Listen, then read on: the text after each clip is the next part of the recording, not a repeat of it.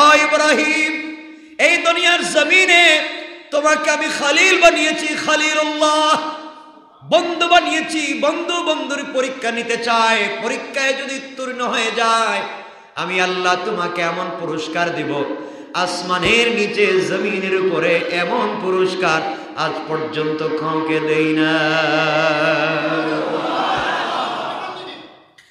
হযরত ইব্রাহিম আলাইহিস সালাম আল্লাহ পাকের নির্দেশ শুনবার পরে হযরতে সারার দিকে লক্ষ্য না করে কিছু খেজুর নিলেন, এক মশক পানি নিলেন, অর্থাৎ এক কলস পানি নিলেন, কিছু খেজুর নিলেন। এগুলা নেওয়ার পরে বিবি হাজেরা শিশু পুত্র ইসমাইলকে সঙ্গে নিয়ে সিরিয়া থেকে বর্তমান সৌদি আরবের দিকে উটের পিঠে রওনা হয়ে গেলেন। কোথায় সিরিয়া আর কোথায় সৌদি আরব, রওনা হয়ে গেলেন ইব্রাহিম। কয়েকদিন পথ চলবার পরে যেখানে এখন কাবাগর অবস্থিত তার কাছে ফারান মরু প্রান্তরে পৌঁছে গেলেন, একটা মরুভূমি যার নাম ছিল ফারান। সেখানে এসে দেখেন যেদিকে চোখ যায় শুধু বালু আর বালু, আর কিছুই নাই, একটা গাছও নাই, একটা পাতাও নাই, শুধু বালি আর বালি, ধুধু, কিচ্ছু নাই, বৃক্ষ লতা পাতা, পানি, জনমানব চিহ্ন কোনো জিনিস নাই। এমন এক মরুভূমিতে এসে উপনীত হলেন যেখানে মানুষ নাই, পশু পাখি নাই, গাছপালা নাই, পানির লেশ মাত্র নাই, শুধু চোখ যতটুকুন যায় শুধু মরুভূমি, বালি আর বালি। এখানে এসে গেলেন। আল্লাহ পাক রব্বুল ইজ্জত ওয়াল জালাল জিবরিল আমিনকে পিছনে পাঠিয়ে দিলেন, যাও তো, আমার বন্ধু ঘোরাঘুরি করতেছে, কোথায় গাছ পাওয়া যায়, কোথায় পানি পাওয়া যায়, তার স্ত্রী আর সন্তানকে একটু ভালো জায়গায় রাখতে চায়, আমি তাকে সুযোগ দেব না, তাকে মরুভূমিতে রেখে যেতে হবে। আমার হাওয়ালা করে যদি আমার বন্ধু রেখে যায় তার সন্তান এবং স্ত্রীর জিম্মাদার আমি আল্লাহ। আমি শুধু জানতে চাইব আমার বন্ধু কি তার স্ত্রী এবং সন্তানের ভালো খুঁজে, ভালো জিনিস চিনবার জন্য, জানবার জন্য কি ভালো জায়গা খুঁজে, নাকি আমি আল্লাহর নির্দেশ পালন করবার জন্য যেখানে বলবো সেখানে রেখে যায়। তুমি দেখতে থাকো। হযরতে জিবরিল আমিন হাজির হয়ে পরামর্শ দিলেন, ও ইব্রাহিম, আপনার স্ত্রী হাজেরা এবং শিশু পুত্র ইসমাইলকে উট থেকে নামিয়ে সেখানে রেখে দেন, আপনি রেখে দেন সেখানে। হযরতে ইব্রাহিম বললেন, আমি যে এখানে রেখে দিব, ঘর নাই, বাড়ি নাই, পাখি নাই, গাছগাছালি নাই, পানি নাই, কিছুই নেই, এখানে একটা কয়েকদিনের মাত্র বাচ্চা। হাজেরা ঘর থেকে জীবনে রাস্তায় বের হয় নাই, 100 মাইল দূরে, আমি কেমনি মরুভূমিতে একা রেখে যাই। জিবরিল আমিন জানিয়ে দিলেন, ও ইব্রাহিম, আপনি আল্লাহর বন্ধু খলিলুল্লাহ, আল্লাহর উপরে ভরসা করে আপনি এখানে রেখে যাবেন। আল্লাহ বলেছেন আপনার স্ত্রী এবং সন্তানের হেফাজতের জিম্মাদার স্বয়ং আল্লাহ। এই কথা আল্লাহর নাম শুনবার পরে আল্লাহর প্রতি মানুষের কতটুকু দরদ, ভালোবাসা, বিশ্বাস থাকবার কথা ইব্রাহিম থেকে শিক্ষা নিতে হবে। আল্লাহর নাম শুনবার সাথে সাথে সাথে সাথে স্ত্রী এবং হযরত ইসমাইলকে উট থেকে নামিয়ে দিলেন এবং বললেন, হাজেরা, ইসমাইল সহ তুমি সেখানেই থাকবে। বলে তিনি মুখ ঘুরিয়ে নিলেন, সন্তানের দিকে তাকালেন না। ছোট্ট বাচ্চা বৃদ্ধ বয়সে পেয়েছিলেন, তার দিকে তাকালে দরদ লেগে যাবে। ইসমাইলের মতো চমৎকার সন্তানের চেহারা দেখলে বাবার দিলে দাগ কেটে যাবে, দুর্বলতা চলে আসবে, আল্লাহর হুকুম হয়তো পালন করতে পারবেন না, দিকভ্রান্ত হয়ে যাবেন। এই জন্যে চেহারার দিকে না তাকাইয়া পিছন দিকে বললেন, হাজেরা, ইসমাইলকে নিয়ে তুমি এখানে দাঁড়িয়ে এখানে থেকে যাও, আমি চললাম। এই কথা বলে তিনি ঘোড়ার থেকে পাও নিচে নামালেন না, ঘোড়ায় বসে থাকলেন। তিনি ঘোড়া তাকালেন না, উঠে বসে থাকলেন। নামিয়ে দিয়ে উঠে যখন চলে যান, মা হাজরা দৌড়াইয়া কাপড়ের আঁচল ধরে টান দিয়ে বলছেন, স্বামী আমার, আপনাকে আমি চিনি, আপনি আমার সন্তানের পিতা, আপনি আমার স্বামী, আপনি আল্লাহর বন্ধু, আমি জানি, কিন্তু এমন মরুভূমির ভিতরে আমাদেরকে একা কেন ভয়ঙ্কর জায়গায় ফেলে যাবেন? এই ভয়ঙ্কর জায়গায় আমাদেরকে একা ফেলে আপনি কোথায় যাচ্ছেন? এখানে তো কোনো মানুষের বসবাসের জায়গা নাই, সহানুভূতি দেখাবার মতো কেউ নাই। স্ত্রী এবং সন্তানের আসন্ন বিচ্ছেদ ব্যথায় ইব্রাহিম তখন দুঃখ বারাক্রান্ত হৃদয় নিয়ে চোখ মুছতে লাগলেন, কিন্তু তাকায়া দেখেন না। পিছনে চিৎকার করে স্ত্রী কান্না করে, হযরত ইসমাইল ছোট্ট বাচ্চাও হয়তো কান্না করে, বাবা তাকায়াও দেখেন না। এইভাবে তিনি যখন সামনের দিকে যেতে লাগলেন, কথার উত্তর দিচ্ছেন না, আর আল্লাহকে বলছেন, আল্লাহ কোন পরীক্ষায় ফেলে দিয়েছ? পিছনে তাকালে হয়তো তোমার কথা মানতে পারবো না। স্ত্রীর দিকে তাকালে, সন্তানের দিকে তাকালে দিলে ব্যথা লেগে যাবে, দুর্বলতা চলে আসবে। সামনের দিকে তাকাতে লাগলেন, আল্লাহ তাআলা তোমার হুকুম মানতে হৃদয়ের ব্যথা চেপে নিয়ে তিনি চলতে লাগলেন। কোনো জবাব দিতে পারলেন না, মুখ ফিরিয়েও তাকালেন না। হযরত হাজেরা কিছুক্ষণ পিছনে পিছনে দৌড়ালেন। আহারে খলিলুল্লাহ, স্বামী তো একবার তাকাইয়াও দেখে না। হযরত হাজেরা বললেন, স্বামী আপনাকে আমি চিনি, আপনি তো নিষ্ঠুর না, আপনি তো পাষাণ না, আপনি তো নরম দিলের মানুষ। কেমনে পারলেন আপনি আপনার কলিজার টুকরা বাচ্চাকে মরুভূমির ভিতরে জনমানবহীন জায়গায় ফেলে রেখে চলে যাচ্ছে? আপনি তাকাইয়াও দেখলেন না, একবার আমাকে তাকাইয়াও দেখলেন না। আপনি এই ছেলেকে পেয়ে আপনি শুকরিয়া আদায় করেছিলেন, তার দিকেও তাকালেন না। আমি আপনাকে কষ্ট দিচ্ছি না, আমি আপনাকে ব্যথা দিচ্ছি না। একটা বার আমি জানতে চাই, আমি হাজেরা ইসমাইলের মা আপনার স্ত্রী জানতে চাই, আপনি আপনার ইচ্ছা এখানে রেখে যাচ্ছেন না আমার আল্লাহর হুকুমে এখানে রেখে যাচ্ছেন? আমি জানতে চাই। ইব্রাহিম পিছন দিকে না তাকিয়ে সামনের দিকে তাকিয়ে বলেন, হাজেরা মাথা নাড়িয়ে বলছেন, আমার ইচ্ছায় না, একমাত্র আল্লাহর ইচ্ছায়। আল্লাহু আকবার। এবার হাজেরা ডাক দিয়ে বলছেন, স্বামী রে, সত্যি যদি আমার রবের ইচ্ছায় তার হুকুমে আমাকে রেখে যান, সারা জিন্দগি যদি আপনি একবারের জন্য আমাকে দেখতে নাও আসেন, আমার বিশ্বাস আছে আমার রব আমাকে আমার সন্তানকে বলে যাবে না। কেমন ইমান! আপনি বলে যেতে পারেন আমার রব আমাকে বলে যাবে না? আমি হাজেরা 24 ঘন্টার 1টা ঘন্টা রবকে ভুলে যাই না। রাতে ঘুমাতে যাওয়ার সময় আমি আমার রবকে ভুলে যাই না। ঘুম থেকে উঠে আমি আমার রবকে ভুলে যাই না। রাত দিন মিলাইয়া সকল সময় আমি আমার রবকে মনে রাখি। আজ আমার বিশ্বাস আমার রব আমাকে ভুলে যাবেন না। হে আল্লাহর খলিল, এই নির্জন প্রান্তরে আপনি আমাদেরকে কার হাতে সাপোর্ট করে যাচ্ছেন জানতেও চাইব না। আপনি যেহেতু বলেছেন আল্লাহর হাতে, হযরতে হাজরা বলেন, এটা কি তবে আল্লাহর হুকুম? হযরতে ইব্রাহিম মাথা নাড়াইয়া বললেন, আল্লাহর হুকুম। একথা শুনে মুসলমানের মা হযরতে হাজরা, মুসলিম মিল্লাতের মা হযরতে হাজরা নিশ্চিত হলেন এবং বললেন, ইদান লা ইউদাইয়ানা, তাহলে আমার বিশ্বাস আমার আল্লাহ আমাকে আমার সন্তানকে বরবাদ করে দিবেন না। নিশ্চয় কোনো পরীক্ষার সম্মুখীন হয়েছি।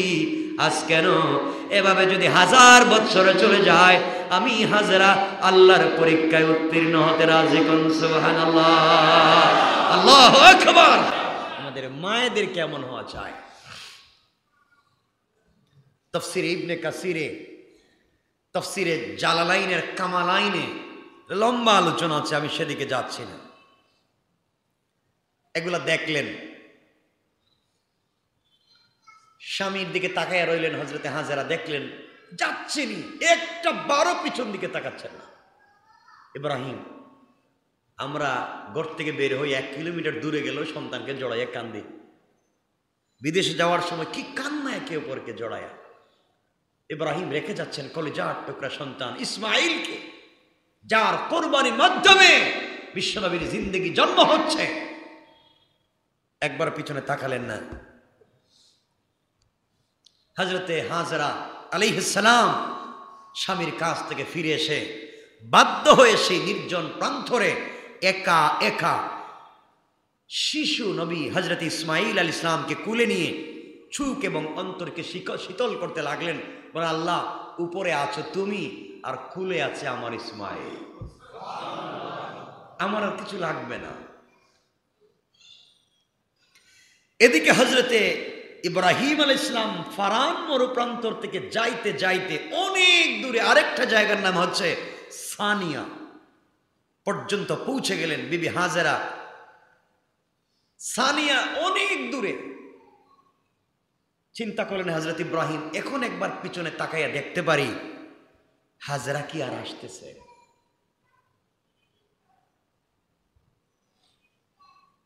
হযরত ইব্রাহিম পিছন দিকে তাকালেন, তাকাইয়া দেখলেন কাউকে দেখা যায় না, চিহ্ন দেখা যায় না, অনেক দূরে। কোথায় রেখে আসছে তাও মনে নাই। চিন্তা করতেছেন, একদিকে তো বাসায় স্ত্রী বলে দিয়েছে, একদিকে আল্লাহর হুকুম, অপরদিকে কলিজার টুকরা সন্তান। চিন্তা করেন, 90 বৎসরের বুড়া মানুষ, 100 বৎসরের বুড়া মানুষ একটা বাচ্চা পাইছে, তাও স্ত্রী সহ রেখে যাচ্ছেন। কি যে কষ্ট। ইব্রাহিম আলাইহিস সালাম দেখলেন আর কাউকে দেখা যায় না। এবার তিনি বাইতুল্লাহর দিকে মুখ করলেন, যেদিকে বাইতুল্লাহর চিহ্ন আছে সেদিকে মুখ করলেন, দুহাত উপর দিকে উঁচা করে উঠালেন। কে? সবাই বলেন। চোখ থেকে গরম জল পানি ছেড়ে দিলেন, হাত উঠেই কাঁদতেছেন, কোনো দোয়া কথা বলতে পারতেছেন না, শুধু কাঁদতেছেন। দাড়ি ভিজে, সাদা দাড়ির মুরব্বী, দাড়ি ভিজে, বুক ভিজে, কাপড় ভিজে যাচ্ছে। উঠ থেকে নেমে গেলেন, সেজদায় পড়ে কাঁদতে লাগলেন। এই সময় তিনি দোয়া করতে লাগলেন আল্লাহর কাছে, আল্লাহ, তুমি আমাকে আর কত পরীক্ষা নিবা? আমি ইব্রাহিমকে আর কত পরীক্ষা নিবা? আমি তোমার কাছে কোনোদিন কিছু চাইনি, শুধু পরীক্ষার উপরে পরীক্ষা নিয়েছ। এই বলে তিনি দোয়া করতে লাগলেন। তিনি কি দোয়া করলেন? একথা কোরআনে কারীমের 14 নম্বর সূরা, সূরা ইব্রাহিমের 37 নম্বর আয়াতে আল্লাহ বলছে। হযরত ইব্রাহিম দোয়া করলেন, রব্বানা ইন্নী আসকানতু মিন যুররিয়্যাতি বিওয়াদিন গায়রি যী যারইন ইনদা বাইতিকাল মুহাররাম ربنا ليقيموا الصلاة فاجعل أفئدة من الناس تهوي إليهم وارزقهم من الثمرات لعلهم يشكرون। দোয়া করতে লাগলেন আর বললেন, রব্বানা, হে আমার রব, ইন্নী আসকানতু মিন যুররিয়্যাতি বিওয়াদিন গায়রি যী যারইন, হে আমার রব, আমি আমার পরিবারের কয়েকজনকে বসবাস করালাম আবাদহীন উপত্যকায়। হে আমার কলিজার টুকরা রব, আমি আমার পরিবারের কয়েকজন সদস্যকে বলেন নাই আমার কলিজার টুকরা সন্তান আর স্ত্রীকে। কত আদব! চিন্তা করেন, হে আমার রব, আমি আমার পরিবারের কয়েক সদস্যকে বসবাস করালাম আবাদহীন উপত্যকায়। আয় আল্লাহ তাআলা, কাছেই কিন্তু তোমার ঘর। আল্লাহু আকবার। আবাদহীন উপত্যকায় তোমার ঘরের কাছে।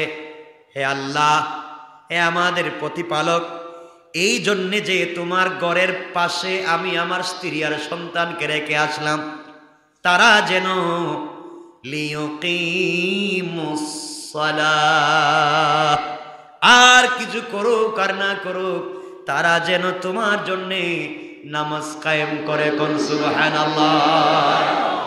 একবার বলেন নাই, আল্লাহ আমি ওনাদেরকে রেখে আসছি, তুমি একটু দেখো, এদেরকে যেন সাপ বিচ্ছু বাঘ ভাল্লুক না খায়, তুমি একটু খেয়াল রেখো।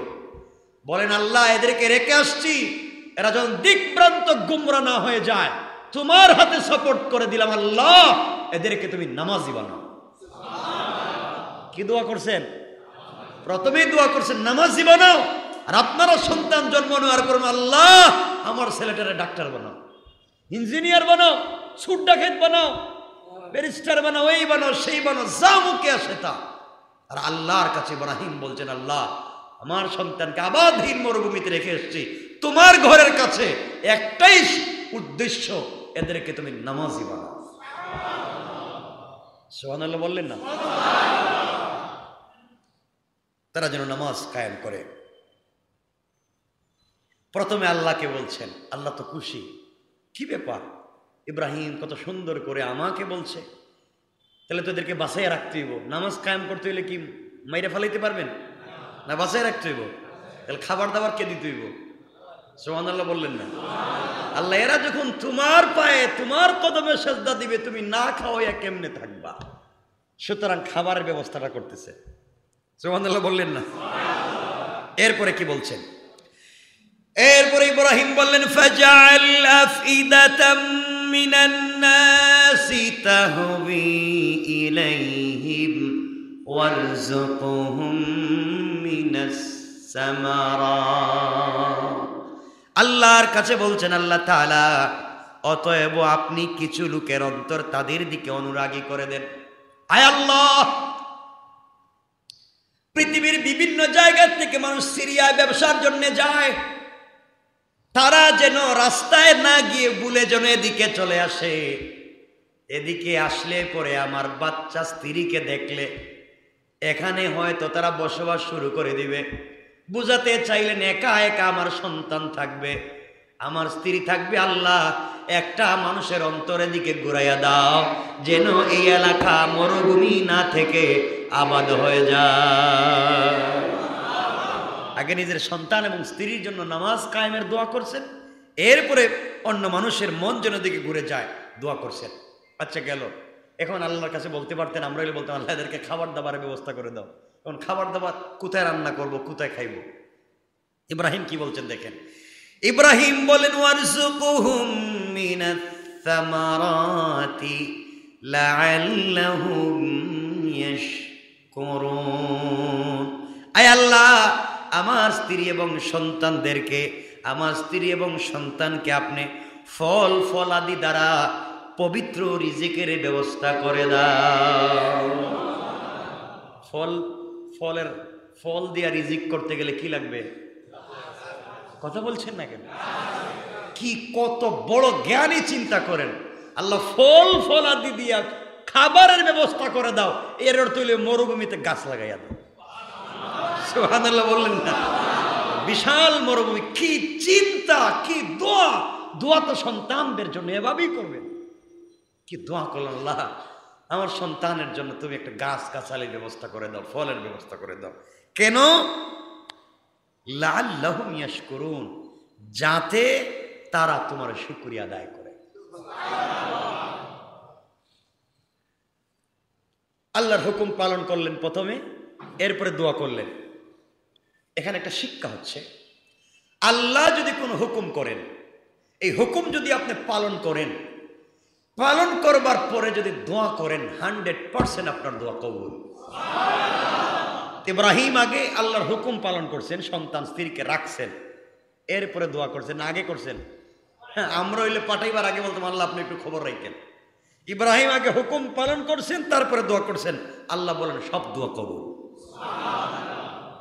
এরপরে তিনি আবার সিরিয়ার দিকে যেতে লাগলেন। কথা আরেকটু আমরা সামনের দিকে যাই, 10টা তো হয়েই গেছে। আমার বন্ধুগণ, কষ্ট হচ্ছে আপনাদের? আর 10টার একটা প্রোগ্রাম ছিল,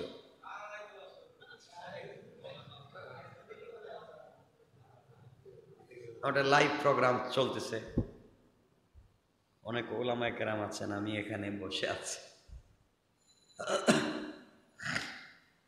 কয়েক মিনিট যাব। ইব্রাহিম ইসলাম দোয়া করলেন কত সুন্দর করে গুছাইয়া। এদিকে হজরতে হাজেরা আলাইহিসসালাম আল্লাহর কাছে সবর এবং শুকরিয়ার সাথে দুধের সন্তান নিয়ে খোলা আকাশের নিচে কাটাতে লাগলেন। আকাশের উপরে কি ঘর আছে? খোলা আকাশ। কি আকাশ? মরুভূমিতে খোলা আকাশের নিচে হজরতে ইসমাইলকে নিয়ে হাজেরা কাটাতে লাগলেন। অল্প কিছু খেজুর ছিল, অল্প, শেষ। পানি 2-3 দিন যাওয়ার পরে পানিও শেষ, খেজুরও নাই, পানিও নাই। ক্ষুধা এবং পিপাসায় মুসলিম জাতির মাথা। হজরতে হাজেরা কাতর হয়ে পড়লেন। একদিকে সন্তান দুধ পাচ্ছে না, বুকের দুধ শুকিয়ে গেছে, শিশুর খোরাকও বন্ধ হয়েছে। একদিকে মরুভূমি কি গরম, পানি নাই, খাবার নাই। মা হয়রান পেরেশান হয়ে ছুটাছুটি করতে লাগলেন। এই ভয়ঙ্কর নির্জন প্রান্তরে কোন মানুষের আনাগোনা নাই, শত শত মাইল পর্যন্ত কোনো বসতি নাই। আহার জুটবে কোথা থেকে? এক ফোঁটা পানিও পাওয়া যাচ্ছে না। দুধের শিশুটি ক্ষুধায় ধুকে ধুকে প্রাণ হারাবার প্রায় উপক্রম হজরতে ইসমাইলের। মা সহ্য করতে পারলেন না। হজরতে হাজেরা উঠে পড়লেন, পানির খোঁজ করতে লাগলেন। পানি কোথাও না দেখে পাশেই ছিল সাফা পাহাড়। চিন্তা করলেন পাহাড়ে উঠলে তো দেখা যাবে কত দূরে পানি আছে। সাফা পাহাড়ে উঠে গেলেন। হঠাৎ তার চোখ পড়ল সেই পাহাড়ের দিকে। মনে হলো পাহাড়ের উপর দিক থেকে একটা পানির ঝর্ণা নিচের দিকে প্রবাহিত হচ্ছে। বুক ভরা আশা নিয়ে তিনি পাহাড়ের দিক থেকে দৌড়ালেন। পাহাড়ের দিকে দৌড়ালেন, কাছে গিয়ে দেখলেন পানির লেশ মাত্র নাই। মরিচিকা, বালি আর পাথরের উপরে যখন রোদ পড়ে তখন মনে হয় পানি আছে, কাছে গেলে পাওয়া যায় না। দেখবেন রাস্তার পিচ ঢালা রাস্তায় আপনি গাড়ি চালানোর সময় সামনে দেখবেন পানি, আসলে পানি নাই। পাহাড়ের পাথরের উপর সূর্যের কিরণ পড়ে চিকচিক করছিল, এটাকে পানি মনে করেছেন। অগত্যা তিনি সাফা পাহাড় থেকে ফিরে গেলেন। কাবা ঘরের ভিত্তির পাশে রেখে আসা, কাবা ঘরের ভিত্তির পাশে রেখে আসা শিশু ইসমাইলের কাছে দৌড়ালেন যেন কোনো জীবজন্তু খেয়ে ফেলে কিনা। আবার সেখানে গিয়ে দেখলেন সন্তান চিৎকার করে কাঁদতেছে, জিহ্বা বের হয়ে যায়, পানির জন্য পানি নাই। সেখানে তিনি পানি পেলেন না, আবার দৌড়াতে লাগলেন। হঠাৎ করে তার চোখ পড়েছে আরেকটা পাহাড়ের দিকে, যার নাম মারোয়া। তিনি ওই পাহাড়ের দিকে দৌড়ালেন, মনে করলেন ওখানে পানি। দৌড়াতে দৌড়াতে তিনি সেখানেও গিয়ে দেখলেন পানি নেই, সব দৃষ্টি ভ্রম, শুধুই মরিচিকা। কিন্তু তবু তার মন মানল না। তিনি একবার সাফা পাহাড়ের দিকে দৌড়ান, আর একবার তিনি মারোয়া পাহাড়ের দিকে দৌড়ান। এভাবে সাফা মারোয়া পাহাড়ের মাঝখানে দৌড়াদৌড়ি করতে লাগলেন। সপ্তমবার যখন মারোয়া পাহাড়ে গিয়ে তিনি পানি পেলেন না, মহিলা মানুষ, কুলের বাচ্চা, কয়েকদিন আগে মাত্র বাচ্চা জন্ম নিয়েছে, অসুস্থ মানুষ, 7 বার দৌড়াদৌড়ি করবার পরে নিরাশ হয়ে তিনি আর দৌড়াতে পারলেন না। হঠাৎ করে ধপাস করে বসে গেলেন, হাউমাউ করে কাঁদতে লাগলেন। আর আল্লাহকে বলতে লাগলেন, আল্লাহ আর কত দৌড়াবো, কোথাও দেখতেছি পানি নাই। একবার সাফা পাহাড়ে যাই, একবার মারোয়ায় যায়, পানি নাই। দৌড়াতে দৌড়াতে যখন পানি পেলেন না, কন্দনরত অসহায় সেই নেককার বান্দির উপর আল্লাহ তাআলার রহমতের ঢেউ উঠে গেল। জিব্রাইল ফেরেশতাকে আল্লাহ পাঠিয়ে দিলেন। তিনি কাঁদতে কাঁদতে তিনি যেখানে তার শুয়ে রাখা সেই ইসমাইল আলাইহিসসালাতু ওয়াসসালামকে রেখে গিয়েছিলেন, ফেরেশতা জিব্রাইল শিশুটির কাছে দাঁড়িয়ে মাটিতে গুড়ালির আঘাত করেছেন, নিজে অথবা ইসমাইলের পা দিয়ে আঘাত করিয়েছেন। গোড়ালির আঘাতে সেখান থেকে একটি সুন্দর স্বচ্ছ পানির ঝর্ণা প্রবাহিত হয়ে গেল। হযরতে হাজেরা পিছন দিকে তাকায়া দেখেন পানি ঝর্ণা থেকে উঠে সন্তান ভিজে যায়, ডুবে যায় পানি। দৌড়ে আসলেন, সন্তানকে কোলে নিলেন, মশক বললেন, ইচ্ছা মতো পানি পান করলেন, ভরলেন, সব রেখে দিলেন। এরপরে বালি পাথর দিয়া তিনি বাউন্ডারি করে পানিগুলাকে আটকাইয়া দিলেন। এই ঝর্ণার পানিকে ওই দিন যদি আমাদের মা হযরতে হাজেরা আটকাইয়া না দিতেন, জমজমের পাটিতে গোটা দুনিয়া ভেসে যাইত।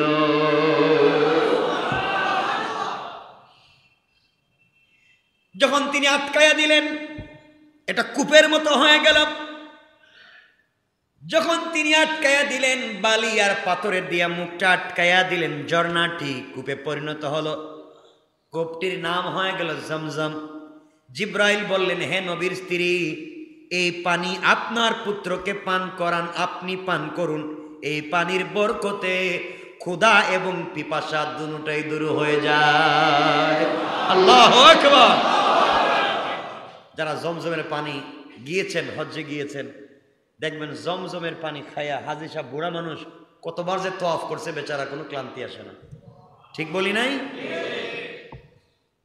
এটা এমন এক পানি। এই কথা বলে হযরতে জিব্রাইল কানে কানে বলে গেলেন, হাজেরা, এটা এমন বরকতময় পানি, আপনার সন্তানের বরকতে আল্লাহ দিয়েছেন। পৃথিবী যতদিন থাকবে এই পানি শেষ হবে না। তিনি পান করলেন, শিশুকে পান করালেন, পিপাসা দূর হলো, এমনকি পানিতে ক্ষুধাও দূর হলো, দুধ উৎপন্ন হলো। এভাবে চলতে লাগলেন।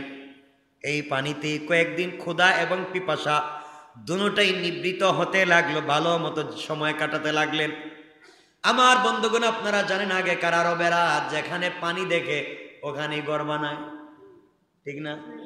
কারণ ওদের পানি ছাড়া তো জীবন চলে না। যেখানে পানি দেখে ওখানে ঘর বানায়। একদল ব্যবসায়ী কাফেলা অতিক্রম করছিল রাস্তা দিয়ে, তাদের সাথে সামাজিক, তাদের কাছে পানি ফুরিয়ে গেল, খাবার ফুরিয়ে গেল। হঠাৎ করে তারা চিন্তা করলো পানি কোথায় পাওয়া যায়। হঠাৎ করে দেখে আসমানের উপরে কিছু পাখি উড়াউড়ি করে, বুঝতে পারলো পাখি যেখানে আছে নিচে কিছু আছে। তারা রাস্তা চেঞ্জ করে এদিকে আসতে লাগলো। তারা যখন এদিকে আসতে লাগলো, আসতে আসতে তারা দেখতে পাইল, এখানে এসে দেখলো একজন মহিলা একটা বাচ্চা নিয়ে বসে আছেন, কূপের পানি ভরা। তারা এখানে আসলো, তারা এখানে বসবাস করবার জন্য অনুমতি চাইল। হাজেরা বললেন, আপনারা যদি এখানে বসবাস করতে চান কেন?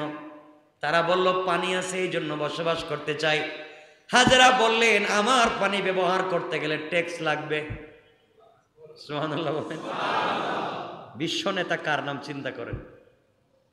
তিনি বলেন, এই পানি ব্যবহার করতে গেলে ট্যাক্স লাগবে, আপনাদেরকে আমি পানি ব্যবহারের সুযোগ দেব। চোখ যেদিকে যায়, যত মরুভূমি দেখতেছেন, পুরা মরুভূমির মালিক আমি। আমার এখানে বসবাস করতে গেলে এই জায়গারও ট্যাক্স দিতে হবে। তারা বলল, জায়গার ট্যাক্স দিতে রাজি, তাও যদি পানি পাওয়া যায়। তিনি বললেন, শর্ত হলো তোমরা আমাকে পাথর কেটে সুন্দর করে একটা বাড়ি বানাইয়া দিবে, বিনিময়ে তোমাদেরকে বসবাসের সুযোগ দেওয়া হবে। তারা দেখলো, পানি পান করে দেখলো কি বরকতময় পানি, পানি পান করলে তৃষ্ণাও মিটে, ক্ষুধাও মিটে। তারা বলল, আপনার জন্য একটা কেন দুটা বাড়ি বানাইয়া দিতে রাজি, আপনি যদি বসবাসের সুযোগ দেন। তিনি বললেন, তোমাদেরকে আমি জায়গা দেখায়া দেখায়া দিব, তোমরা ওই জায়গায় এখান থেকে পানি নিয়া তোমরা ওই জায়গায় ক্ষেত করবা আর আমাকে ট্যাক্স দিবা। মানে এলাকার নেতা হয়ে যাচ্ছেন, চিন্তা করতেছেন আল্লাহ কেমনে নেতৃত্ব দিচ্ছেন দেখেন।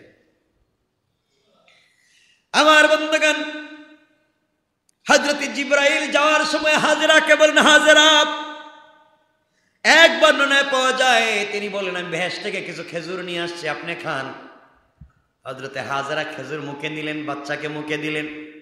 খেজুর খাওয়ার পরে বিচিগুলি জমজম কূপের চারিদিকে তিনি ফেলে দিলেন। আল্লাহর কুদরতে কয়েকদিনের ভিতরে ওই জায়গায় গাছ উৎপন্ন হয়ে ফল ধরতে শুরু করেছে। আল্লাহু আকবার। মরুভূমিতে এখন বাগান হয়ে গেছে। আরেক বর্ণনা আছে, হযরতে জিবরাইল ইসলাম ইয়েমন থেকে এক বাগান আইনে এখানে লাগাই দিছে। ইব্রাহিম দোয়া করছিলেন কিসের? আহারের, খাবারের, গাছের, সব হইতেছে। কবুল হয়েছে কি? তিনি বলছিলেন যেন সামাজিক বসবাসের জায়গা হয়, হয়েছে তো, সব হয়েছে। আমার বন্ধুগণ, আমার এখানে রাখি বাণিজ্যিক কাফেলা এখন এখানে তারা ঘর কেমনে বানাবে, কেমনে এখানে থাকবে, ইব্রাহিম ইসলামের ছেলে ইসমাইলের সঙ্গে এই কাফেলার এক মেয়ের বিয়ে হবে, এরপরে ইব্রাহিম ইসলাম কতদিন পরে আবার আসবেন, কেমনে দেখা সাক্ষাৎ হবে, এরপরে কি কুরবানি এখানে হবে কিনা, অনেক কথা এখানে আছে। আমরা আজকে এদিকে আর যেতে চাই না, লম্বা হয়ে যাবে। আমি আরেকটু কিছু আপনাদেরকে বলতে চাইছিলাম, কিন্তু সময় কম, তো বলতে পারতেছি না। কথা কি বুঝতেছেন আপনারা? এজন্য আজকে আমি আর লম্বা করতে চাই না, এতটুকুনি আপনাদেরকে বললাম। কিন্তু আরেকটুকুন বলে দিই, কথা এখানে রাখলাম, পাশাপাশি আপনাদেরকে বলছি এই 10 জুমায় বলেছি 10 দিন জিলহজ মাসের আপনারা বেশি বেশি করে, 1 নাম্বার বেশি বেশি করে জিকির করবেন, বেশি বেশি করে কি করবেন? জিকির করবেন, বেশি বেশি করে নেক আমল করবেন, বেশি বেশি গুনাহ ছেড়ে দিবেন। যাদের তৌফিক আছে হজ করবেন, যাদের তৌফিক আছে কোরবানি করবেন, নখ চুল এরপর অবাঞ্ছিত পশম কাটা বন্ধ করবেন, তাকবীর তাহমিদ তাহলিল বেশি বেশি করে আল্লাহু আকবার আল্লাহু আকবার, লা ইলাহা ইল্লাল্লাহ আল্লাহু আকবার আল্লাহু আকবার ওয়ালিল্লাহিল হামদ। হাটে মাঠে রাস্তাঘাটে দোকানে সব জায়গায় তাকবীর দিবেন পুরুষেরা, আর মায়েরা ঘরের ভিতরে ছোট আওয়াজে তাকবীর দিবেন। এরপরে 9 তারিখ চেষ্টা করবেন 9 তারিখে রোজা রাখবেন, না হয় পুরো সপ্তাহে আপনারা রোজা রাখেন। আরাফার দিনে রোজা রাখবেন 9 তারিখ থেকে 13 তারিখ পর্যন্ত, 9 তারিখ ফজর থেকে 13 তারিখ আসর পর্যন্ত তাকবীর তো দিবেনই, এটা ওয়াজিব। আরাফার দিন রোজা রাখবেন, ঈদের দিনে নেক আমলগুলা করবেন। আপনারা যদি একটা কথা আপনাদেরকে বলে দেই, 1 নাম্বার হলো আমি এই এতক্ষণ যে বললাম এর মধ্যে আরেকটা হলো, প্রতিদিন যদি কেউ একটা ইবাদত করে 1000 দিন ইবাদত করার সওয়াব পাবে। কেউ যদি একদিন রোজা রাখে 1000 দিন রোজা রাখবার সওয়াব পাবে। আর কেউ যদি আরাফার দিনে রোজা রাখে সেজন্য 10,000 দিন রোজা রাখবে। রাখবেন তো ইনশাআল্লাহ? আল্লাহ যেন কবুল করেন। ওফি যালিকা ফালিয়াতানাফাসিল মুতানাফিসুন, প্রতিযোগিতা করেন ভালো কাজে। এজন্য আজকের থেকে রোজা রাখেন ইনশাআল্লাহ, না হয় কমপক্ষে আরাফার দিন রোজা রাখেন। আর আমি আপনাদের কাছে বলবো, আরাফার দিনে কেন শুধু রোজা রাখবেন? আপনারা যদি সিয়াম পালন করতেই হয়, আপনারা সোমবারে রোজা রাখেন, বৃহস্পতিবারে রোজা রাখেন, তাহলে মাসেরও 2 দিন, সপ্তাহেরও 2 দিন রোজা রাখা হয়ে গেল, আরাফার দিনের রোজা হয়ে গেল, রাসূলের সুন্নত আদায় হয়ে গেল। সবই তো পাই। এভাবে রোজা রাখেন। এই 10 দিন সব বেশি বেশি করে দোয়া করেন। নামাজের আগে দোয়া, নামাজের পরে দোয়া, ঘর থেকে বাইর হওয়ার আগে দোয়া, ঘরে যাওয়ার সময় দোয়া, রাস্তাঘাটে দোয়া, যখন যেখানে যখন সুযোগ পান শুধু দোয়া দোয়া দোয়া। ইনশাআল্লাহ বেশি বেশি করে দোয়া করেন। এরপরে এই যে রোজা রাখবেন, রোজা রাখবার সময় যদি আপনারা সেহরি খান খেজুর দিয়া, ইফতার করেন খেজুর দিয়া, রাসূল বলেছেন কেউ যদি খেজুর দিয়া সেহরি খায়, খেজুর দিয়া ইফতার করে, সেজন্য আমি রাসূলের সঙ্গে প্লেটে ইফতার করলো, সেহরি খাইল। এই সুযোগগুলোকে কাজে লাগান। আরেকটা আমল হচ্ছে ইন্নাল হাসানাত ইউযহিবনা সাইয়্যাত, একটা নেকি তো 1000 গুনাহকে মিটাইয়া দেয়। সুযোগ করে বেশি বেশি করে আজকে থেকে কিয়ামুল লাইল তাহাজ্জুদের নামাজ পড়েন, বেশি বেশি করে কান্দেন, রাত জেগে থাকেন। এই 10 দিন, এই 10 দিন হাজার হাজার হাজার হাজার বছর আর দিনের চাইতে দামি দামি দামি। কাজে লাগে, কাজে লাগে। আল্লাহ ওয়া লায়ালিন আশ, এই 10 রাত্রের কসম করেছেন আল্লাহ। 10 রাত তাহাজ্জুদের সালাত কিয়ামুল লাইল করেন, দিনের বেলা রোজা রাখেন ইনশাআল্লাহ। বেশি বেশি তওবা করতে পারি, বেশি বেশি করে তওবা করবো ইনশাআল্লাহ। তওবা করবো তো ইনশাআল্লাহ। বেশি বেশি করে তওবার হালত নিজের মধ্যে তৈরি করেন। আমরা তো তওবা আস্তাগফিরুল্লাহ আস্তাগফিরুল্লাহ। আরে হযরত আলী বলেন তওবার সুন্নাহ হচ্ছে তওবার সাথে সাথে সাদাকা করা, তওবার সাথে সাথে সাদাকা করা, তওবার সাথে সাথে সাদাকা করবেন ইনশাআল্লাহ। বলেন না ইনশাআল্লাহ?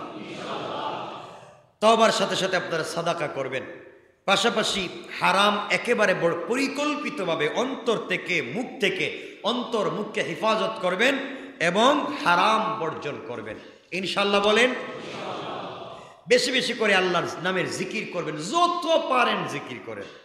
এরপরে আরেকটা কথা,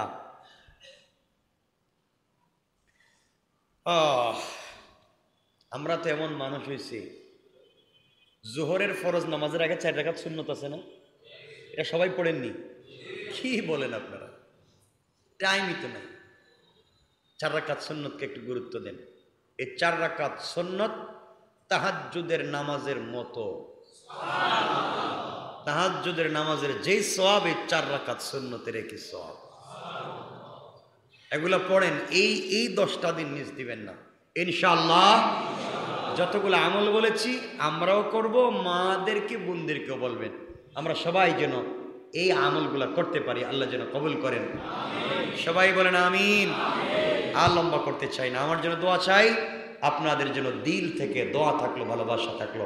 আল্লাহ আমাদের সবাইকে কবুল করুন। মনে থাকবে তো আমলগুলা? আরো কিছু কথা বলতে চাইছিলাম, সময় চলে গেছে, বলা যাচ্ছে না। সময় চলে গেলে তো আর বলা যায় না। এই হজ খালি বলেন বললে তো হবে না। হজ কেমনে করবেন? হজ কাকে বলে কে বলতে পারবেন? হজ কাকে বলে কে বলতে পারবেন? পারবেন না। শুনেন, 5 জায়গায় 5 দিনে 9 কাজ করাকে হজ বলে। সহজ, 5 জায়গায় 5 দিনে 9 কাজ করাকে কি বলে? 5 জায়গা কোনটা কোনটা? 5 জায়গা কি বলতে পারেন? 5 জায়গা হলো 1 নম্বর মিনা, 2 নম্বর আরাফা, 3 নম্বর মুজদালিফা, 4 নম্বর জামারাত, 5 নম্বর বাইতুল্লাহ। 5 দিন জিলহজ মাসের 8, 9, 10, 11, 12, এই 5 দিন তো হজ নাকি? 8, 9, 10, 11, 12 কাজ। 9টা কি? এই 9টা কাজের মধ্যে 3টা কাজ ফরজ, 6টা কাজ ওয়াজিব। কত সহজ। ফরজ 3টা কাম, 1 নম্বর ইহরাম, 2 নম্বর আরাফা, 3 নম্বর তাওয়াফে জিয়ারত। 3 কাজ ফরজ, ওয়াজিব 6 কাজ, মুজদালিফা, কঙ্কর নিক্ষেপ, কোরবানি, মাথা কামানি, সাই করা, বিদায়ী তাওয়াফ করা। সুবহানাল্লাহ বলেন। তাহলে হজ্জের জন্য জায়গা হলো কয়টা? 5টা। হজ পালনের জন্য দিন হলো কয়টা? আর হজ্জের কাজ হলো কয়টা? এই তো শেষ। হজই তো শেষ। তো সহজ হজরে কঠিন করার দরকার কি? 5 দিনে 5 কাজ। কেমনে কেমনে? 5 দিনে 5 জায়গায় 9 কাজ, তার নাম তো সহজ কাজ। তো হজে যাওয়ার পরে ঝামেলা হওয়ার কথা না। আল্লাহ যেন আমাদেরকে কবুল করেন।